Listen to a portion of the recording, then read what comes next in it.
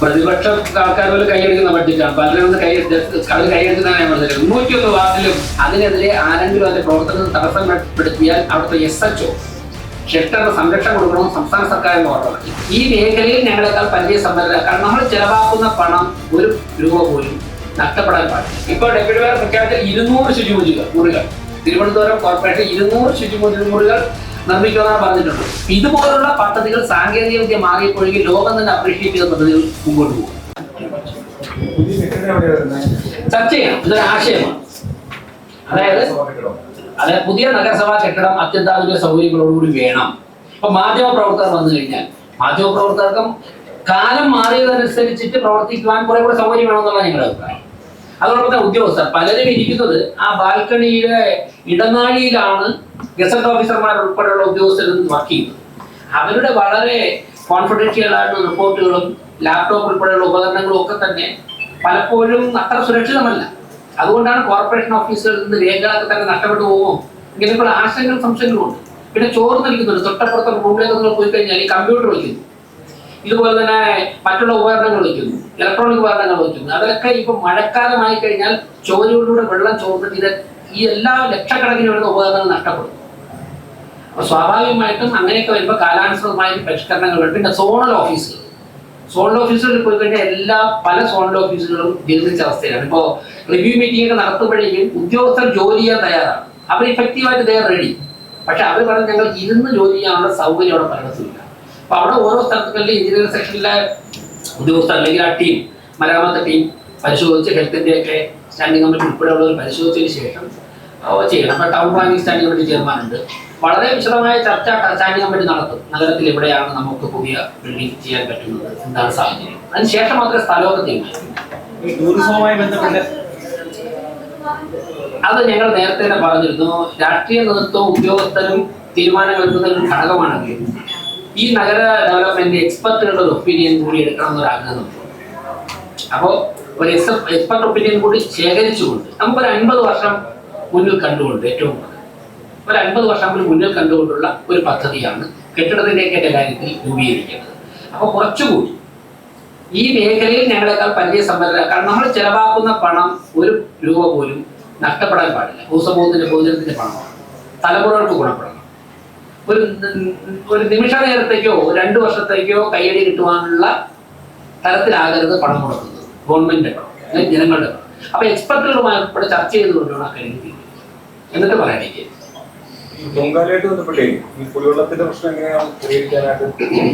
ഇപ്പോ അതാണ് നിങ്ങളുടെ അടുത്ത് വരാൻ വേണ്ടി കുറച്ച് സമയം വൈകിയത്. സർവകക്ഷി യോഗം ചേർന്നത് എല്ലാ സ്റ്റാൻഡിംഗ് കമ്മിറ്റി ചെയർമാൻമാരും LDF, UDF, NDA parliamentary party നേതാക്കന്മാരും മുതിർന്ന എല്ലാ ഘടകകക്ഷികളുടെയൊക്കെ നേതാക്കന്മാരും ഉൾപ്പെടെ ഞങ്ങളിപ്പോൾ മേയറുടെ ചെയർമാൻ സർവകക്ഷി യോഗം ചേർന്നു. അതിന്റെ അടിസ്ഥാനത്തിൽ കോർപ്പറേഷൻ ആവശ്യമായ ടാങ്കറുകൾ കോർപ്പറേഷൻ വാടകയ്ക്ക് എടുക്കാൻ തീരുമാനിച്ചു. കൂടുതൽ ടാങ്കറുകൾ കോർപ്പറേഷന് ഉള്ള ടാങ്കറുകളും തിരുവനന്തപുരത്ത് ലഭ്യമായിട്ടുള്ള മറ്റു സ്ഥലങ്ങളിലുള്ള ടാങ്കറുകൾ കോർപ്പറേഷൻ വാടകയ്ക്ക് എടുക്കാൻ തീരുമാനിച്ചു. 1. 2, ആറ്റുകാൽ പൊങ്കാല ദിവസങ്ങളിൽ ആ ഒരു 1, 2, 3 ദിവസങ്ങളിൽ നമുക്ക് കുറച്ച് കൂടുതൽ വെള്ളത്തിന്റെ ആവശ്യമുണ്ട്. അപ്പോൾ ഈ പ്രതിസന്ധി ഉണ്ടാകാൻ സാധ്യതയുണ്ട് എന്നുള്ളത് ഇല്ലെങ്കിൽ സാധ്യത ഉണ്ടാകുമോ എന്ന് മുന്നിൽ കണ്ടുകൊണ്ട് തിരുവനന്തപുരം ജില്ലയിൽ നിന്നും ടാങ്കറുകൾ മാത്രം കൊണ്ട് മതിയാകില്ലെങ്കിൽ സമീപ ജില്ലകളിൽ നിന്ന് കൊല്ലം ജില്ലയിൽ നിന്നും കൂടി ടാങ്കറുകൾ വാടകയ്ക്ക് എടുക്കുവാനും പരമാവധി എത്ര ടാങ്കർ കുടിവെള്ളമായിരിക്കും നമുക്ക് ആവശ്യം, അങ്ങനെ ഒരു ക്രൈസിസ് വന്നാൽ എന്ന് കണക്ക് കൂട്ടി അതിനനുസരിച്ച് സ്റ്റാൻഡ് ബൈ ആയി കുടിവെള്ളവുമായി ടാങ്കറുകൾ തയ്യാറാക്കാനും തീരുമാനിച്ചു. പൊങ്കാലയ്ക്ക് ശേഷം എല്ലാ കാര്യങ്ങളും പൊങ്കാലയുടെ കാര്യങ്ങൾ വിശദീകരിക്കാൻ വേണ്ടി ബഡ്ജറ്റ് കഴിഞ്ഞാൽ ബഡ്ജറ്റ് ചർച്ച കഴിഞ്ഞാൽ ഉടനെ 10 സമയമുണ്ട്. അതിൽ ഓരോ കാര്യങ്ങളും ഓരോ ദിവസമുള്ള കാര്യങ്ങൾ പറയാം.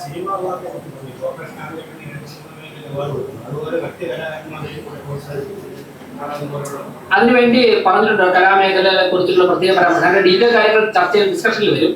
ഇപ്പോ ബഡ്ജറ്റിന്റെ ഒരു ആശയമാണ് പറഞ്ഞത്. ഇപ്പൊ കഴിഞ്ഞ ദിവസം എഡ്യൂക്കേഷൻ സ്റ്റാൻഡിംഗ് കമ്മിറ്റി മാനവീയ വേദിയിൽ ഒരിക്കലും നടത്തിയിട്ടില്ല. സ്കൂൾ കുട്ടികൾക്ക് ഒരു അംഗീകാരം നമ്മുടെ സ്കൂളിൽ 385 പേരെയാണ് സ്റ്റാൻഡിംഗ് കമ്മിറ്റി കോർപ്പറേഷൻ ആദരിച്ചത്. അതൊരു തുടക്കമാണ്. ഇതിനെ എങ്ങനെ പരമാവധി ജനങ്ങൾക്ക് പ്രയോജനകരമായ രീതിയിൽ നമുക്ക് ലഭ്യമായ സമയത്ത് ഇപ്പൊ സ്കൂൾ കുട്ടികൾ പലപ്പോഴും പരീക്ഷയ്ക്ക് വരും. ആലോചിച്ച അവരുടെ മുതിർന്ന പൗരന്മാരുടെ കലാ പരിപാടികൾ ഇതൊക്കെ തന്നെ ആലോചിക്കും. നമ്മളെ ഈ നേരത്തെ നടത്തിയ ആമുഖ പ്രസംഗത്തിൽ പറഞ്ഞിട്ടുണ്ടായിരുന്നു നമ്മൾ ഈ ജല അതോറിറ്റിയായിട്ട് ബന്ധപ്പെട്ട് നടക്കുന്ന പ്രശ്നങ്ങളിൽ കോർപ്പറേഷൻ ഇടപെടുന്നതിൽ പരിമിതി ഉണ്ടെന്ന് പറയും. അപ്പോൾ നമ്മുടെ ബജറ്റിൽ പറയുന്നുണ്ട് വിഴിഞ്ഞം ഈ നമ്മുടെ കഴക്കൂട്ടം ഭാഗത്ത് ജലക്ഷാമം പരിഹരിക്കാൻ നടപടി സ്വീകരിക്കുന്നത്. അതിനെന്ത് പദ്ധതിയാണ് ഇപ്പോൾ കോർപ്പറേഷൻ കണ്ടിരിക്കുന്നത്? അതിന് കോർപ്പറേഷന് ഇപ്പോ ചെയ്യാൻ പറ്റുന്ന രണ്ട് കാര്യങ്ങളാണ്. ഒന്ന്, കോർപ്പറേഷന്റെ തനത് ഫണ്ടിൽ നിന്ന് ഇതിനാവശ്യമായി നമുക്ക് നൽകാൻ സാധിക്കുന്ന തുക നൽകാൻ സാധിക്കും. ഇതാണ് ഒന്ന്.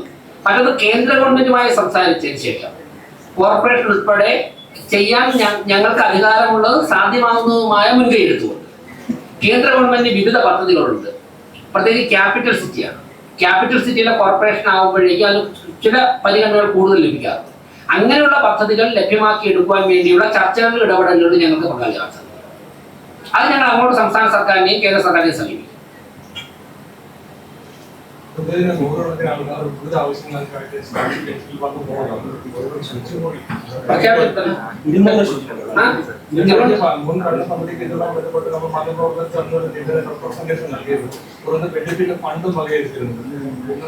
ഇപ്പോൾ ഡെപ്യൂട്ടി മേയർ പ്രഖ്യാപിച്ച 200 ശുചിമുറികൾ തിരുവനന്തപുരം കോർപ്പറേഷൻ 200 ശുചിമുറികൾ നിർമ്മിക്കുമെന്നാണ് പറഞ്ഞിട്ടുള്ളത്. അതൊന്നും നീളില്ല. 200 ഇടങ്ങൾ, 200 സ്റ്റാച്യു ഉണ്ടാവും. സ്റ്റാച്യു അതുപോലെ തന്നെ ഈ ഇതൊക്കെ ഉണ്ടാവും. ആർട്ട് സിറ്റി തന്നെ കവർ ചെയ്തില്ലേ. മാലിന്യ സംസ്കരണം പറഞ്ഞിട്ടുണ്ട്. നമ്മളിപ്പോ അത് മേയറുടെയും ഡെപ്യൂട്ടി മേയറുടെയും പ്രസംഗങ്ങൾ വന്നിട്ടുണ്ട്. അതായത് നിലവിലുള്ള മാലിന്യ സംസ്കരണ പദ്ധതികളിൽ വിജയകരമായി നടപ്പിലാക്കിക്കൊണ്ടു പോകുന്ന ഏതൊക്കെ പദ്ധതികൾ നിലനിർത്താൻ സാധിക്കും. നമ്മൾ പണം മുടക്കിയിട്ടുണ്ടല്ലോ, ഫണ്ട് ചെലവഴിച്ചിട്ടുണ്ടല്ലോ. അപ്പൊ അതിൽ ഏതൊക്കെ പദ്ധതികളാണ് നമുക്ക് നിലനിർത്താൻ സാധിക്കുന്നത് ആ പദ്ധതികൾ നമ്മൾ നിലനിർത്താൻ വേണ്ടി എല്ലാ കാര്യങ്ങളും ചെയ്യുന്നതോടൊപ്പം തന്നെ സാങ്കേതിക വിദ്യ മാറിയ സാഹചര്യത്തിൽ അതിലിപ്പോ ഗോവ വളരെ മനോഹരമായി അപ്രീഷിയേറ്റ് ചെയ്യപ്പെട്ട ഒരു പദ്ധതിയാണ് ഇൻഡോർ. ബഹുമാനപ്പെട്ട പ്രധാനമന്ത്രിയുടെ മണ്ഡലത്തിൽ നടത്തുന്ന പദ്ധതി വാരണാസിയിലെ പദ്ധതി. പിന്നെയാണ് ഇൻഡോറിലിപ്പോ ഒരു 7-8 വർഷം നന്നായിട്ട് നടന്നു പോയിട്ടാണ് അവസാനം ഒരു ചെറിയൊരു കറക്ഷൻ എന്തോ വന്നിട്ടുണ്ട്. അത് റെക്ടിഫൈ ചെയ്ത് നന്നായിട്ട് പോകുന്നുണ്ട്. ഇതുപോലുള്ള പദ്ധതികൾ സാങ്കേതിക വിദ്യ മാറിയപ്പോഴേക്കും ലോകം തന്നെ അപ്രീഷിയേറ്റ് ചെയ്ത പദ്ധതികൾ മുമ്പോട്ട് പോകും. അപ്പൊ അതിൽ നമുക്ക് തിരുവനന്തപുരത്തിന്റെ പശ്ചാത്തലത്തിൽ ഏത് പദ്ധതി നടപ്പിലാക്കാൻ പറ്റും അതിനെക്കുറിച്ചുള്ള ആലോചിക്കും. ഇനി തിരുവനായകളെ പാർപ്പിക്കുന്നതിന് വേണ്ടി ഷെൽട്ടറുകളും APC സെന്ററുകളും സ്ഥാപിക്കുന്നതാണുണ്ടായിരുന്നു. അതിന് ഭൂമി എന്തെങ്കിലും കണ്ടെത്തിയിട്ടുണ്ടോ? അതിന് NGO-കളുമായിട്ട് ചർച്ച നടത്തി. ഒരു NGO 2 ഏക്കർ ഭൂമി ഏറെക്കുറെ അവരെ ലീസിലെടുക്കുവാനുള്ള ധാരണയായിട്ടുണ്ട്. കരാറൊപ്പിട്ടോന്ന് അറിയില്ല. പല NGO-കളുമായിട്ട് ഒരു 4-5 NGO-കളുമായിട്ട് ഇപ്പോൾ ചർച്ചയുണ്ട്. 1-2 property health standing committee chairman ഉൾപ്പെടെ ഞങ്ങൾ പോയി കണ്ടിരുന്നു. അപ്പോൾ നമ്മുടെ നാഷണൽ ഡയറി ഡെവലപ്മെന്റ് ബോർഡിലെ ഉദ്യോഗസ്ഥർ വന്ന് ചില പ്രോപ്പർട്ടികൾ കണ്ടിരുന്നു. നാഷണൽ ഡയറി ഡെവലപ്മെന്റ് ബോർഡിലെ ഉദ്യോഗസ്ഥർ പൂവാറിലെ ഇപ്പോ നമ്മൾ തെരുനായ്ക്കളെ പാർപ്പിച്ചുള്ള ഷെൽട്ടർ പോയി സന്ദർശിച്ചിരുന്നു. സംസ്ഥാന സർക്കാർ പൂവാറിൽ പിന്നെ പ്രവർത്തിക്കുന്ന ഷെൽട്ടർ ഇപ്പൊ കോർപ്പറേഷന്റെ 50 നായ്ക്കളെ അവിടെ നമ്മൾ പാർപ്പിച്ചിട്ടുണ്ടല്ലോ. അത് നിയമവിധേയന പ്രവർത്തിക്കുന്ന ഷെൽട്ടർ ആണെന്നും അതിനെതിരെ ആരെങ്കിലും അതിന്റെ പ്രവർത്തനത്തിൽ തടസ്സപ്പെടുത്തിയാൽ അവിടുത്തെ SHO ഷെൽട്ടറിന് സംരക്ഷണം കൊടുക്കണമെന്ന് സംസ്ഥാന സർക്കാരിന് ഓർഡർ ഇറക്കി. അതാണ് മേയറുടെ ആമുഖ പ്രസംഗത്തിൽ സംസ്ഥാന സർക്കാരിന് അംഗീകാരം ലഭിച്ചിട്ടുണ്ടെന്ന് പറഞ്ഞു. അത് അനുപമ IAS-ന്റെ ഉത്തരവുണ്ട്, കണ്ടുകാണെന്ന് വിശ്വസിക്കുന്നു.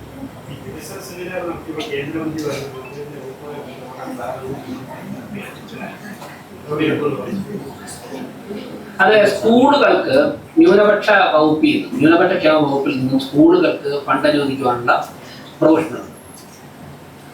ഇത്ര ശതമാനം ന്യൂനപക്ഷ ജനവിഭാഗങ്ങൾ ഉണ്ടാകണം ആ പ്രദേശത്ത്, 15% ഉണ്ടാവണം എന്നുള്ളതാണ്. അപ്പൊ അത് അങ്ങനെ സ്കൂൾ അപേക്ഷ നിന്ന് തുടങ്ങി. അതാണ് ബഹുമാനപ്പെട്ട കേന്ദ്രത്തിന്റെ പ്രഖ്യാപനം കേട്ടപ്പോൾ അപേക്ഷ നിന്ന് തുടങ്ങി. മറ്റു ചില പദ്ധതികൾ കൂടി ആ മിനിസ്ട്രിയായിട്ട് ചർച്ച നടക്കുന്നുണ്ട്. അത് അടുത്ത ഘട്ടങ്ങളിൽ പറയാം.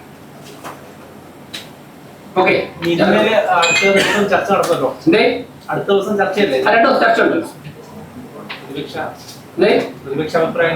പ്രതിപക്ഷ ആൾക്കാർ പോലും കൈയടിക്കുന്ന ബഡ്ജറ്റാണ്. പലരും അവർ കൈയടിച്ചതാണ് ഞാൻ പറഞ്ഞത്. 101 വാർഡിലും അവർക്ക് അവരുടെ വാർഡുകളിലൊക്കെ വീട് കൊടുക്കുക.